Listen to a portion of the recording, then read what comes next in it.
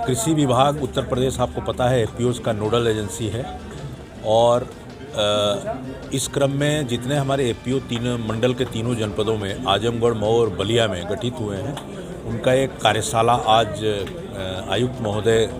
जो हमारे आजमगढ़ मंडल के हैं उनकी अध्यक्षता में आयोजित किया गया है। इस कार्यशाला में हम किसानों को ये जानकारी दे रहे हैं कि वो अपने जो एफपीओ बनाए हैं उसके संबंध में वो उन एफपीओज़ को कैसे बढ़ा सकते हैं, क्या बेहतर कर सकते हैं, शक्ति पोर्टल पर रजिस्ट्रेशन करा के कृषि विभाग की किन किन योजनाओं का लाभ ले सकते हैं और किस प्रकार और अपने एफपीओ को सुदृढ़ कर सकते हैं। इसके बारे में आज एक दिवसीय कार्यशाला है जिसमें मंडल के समस्त जो हमारे एफपीओ पोर्टल, शक्ति पोर्टल पर रजिस्टर्ड किसान हैं वो शामिल हैं।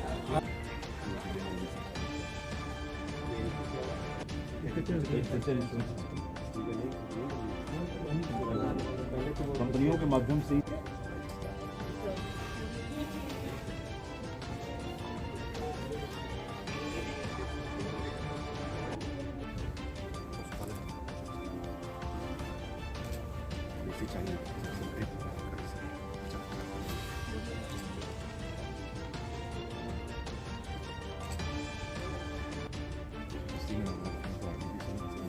है और आपकी कार्यक्षमता में किस तरह से वृद्धि ला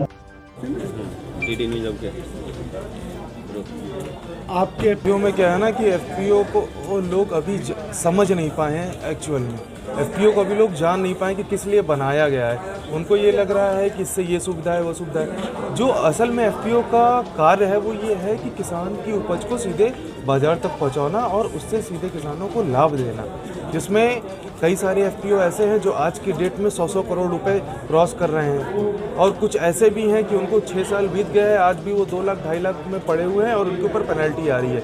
एफपीओ बनाना जितना आसान है उससे कहीं ज़्यादा उसको चलाना और उससे कहीं ज़्यादा उसको बंद करना मुश्किल है। तो मेरी हमेशा से लोगों से यही विनती रही है, किसान भाइयों से, अगर आप एफपीओ बना के कार्य कर रहे हैं तो आपके पास एक बिजनेस प्लान होना चाहिए, एक व्यवसाय का आपका विवरण होना चाहिए कि आने वाले 5 सालों में आप किस तरीके से किस उत्पाद पे और कैसे कार्य करेंगे। जब तक आपके पास बिजनेस प्लान नहीं होगा तब तक आप ये मान के चलिए आपका एफपीओ कभी भी सफल नहीं हो सकता है। कि अभी तक हमारे पूरे मंडल में लगभग 92 एफपीओ अभी पंजीकृत हुए हैं, जिसमें आजमगढ़ में 19 है, मऊ में 13 है, बलिया में 7 है। तो अभी बलिया में तो काफ़ी एफपीओ हो गए, मऊ और आजमगढ़ में थोड़े कम है। तो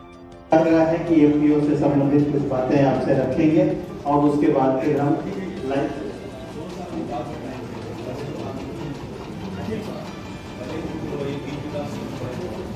आज यहाँ पर कार्यशाला आयोजित की गई है जिसमें सभी एफपीओज़ को यहाँ पर बुलाया गया है और उनको तकनीकी जानकारी दी जा रही है कि किस प्रकार से एफपीओ का गठन किया जाए और जो एफपीओ गठित हो गए हैं उनको किस प्रकार से वो विभिन्न योजनाओं के अंतर्गत लाभ ले सकते हैं, साथ ही किस प्रकार वो अपना व्यापार बढ़ा सकते हैं, किन क्षेत्रों में व्यापार कर सकते हैं। तो इसमें इसके विषय वस्तु के कई यहाँ पे विशेषज्ञ आए हुए हैं जो कि आज किसानों को बताएंगे कि किस प्रकार से इनका एफपी और एफपीसी के माध्यम से वो व्यापार कर सकते हैं, अपने कृषि को बढ़ा सकते हैं, कृषि आधारित उद्योगों को बढ़ा सकते हैं। तो उसके लिए सब्सिडी मिलेगी। आप अगर एक्सपोर्ट करना चाहते हैं, कोई खेती करना चाहते हैं तो उसके लिए मिलेगी। आप अगर निजी मंडी में आप कुछ स्थापना करना चाहते हैं उसके लिए मिलेगी। फूड प्रोसेसिंग यूनिट है तो उसके लिए सब्सिडी है। तो इस तरीके से आपको कई क्षेत्रों में सब्सिडी मिलेगी, सरकार की सुविधाएं मिलेगी। कई जगह पोर्टल पे आपसे कोई चार्ज नहीं लिया जाएगा या न्यूनतम चार्ज लिया जाएगा। तो ये एक बहुत अच्छा अवसर है। और विज्ञान केंद्र पर कृषि विभाग के माध्यम से आत्मनिर्भर कृषक समन्वित विकास योजना अंतर्गत आयुक्त महोदय की अध्यक्षता में कृषक उत्पादक संगठनों की कार्य क्षमता में वृद्धि हेतु मंडल स्तरीय कार्यशाला का आयोजन किया जा रहा है, जिसमें आजमगढ़, मऊ और बलिया के प्रगतिशील जो किसान उत्पादक संगठन हैं वो लोग प्रतिभाग कर रहे हैं और इसके माध्यम से जो एफपीओ की सलाहकार समिति के डॉक्टर अपूर्व सिंह हैं उन्होंने भी इसमें संबोधन दिया और माननीय जो हमारे आदरणीय परम आदरणीय कमिश्नर साहब, जिलाधिकारी महोदय, सीडीओ साहबान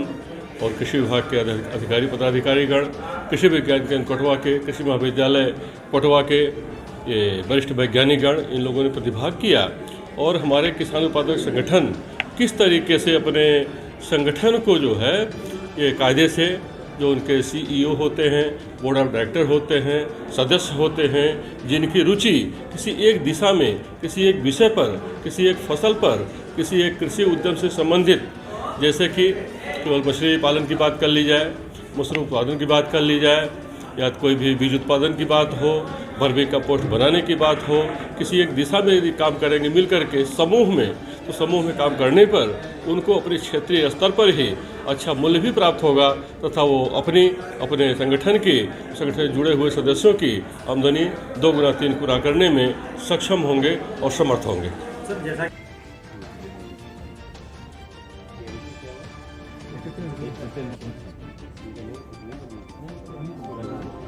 कंपनियों के माध्यम से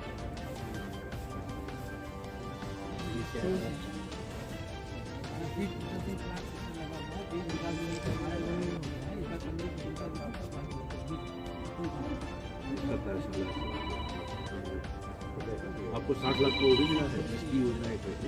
आपको सीट क्रॉसिंग के लिए 60 लाख का अनुदान है।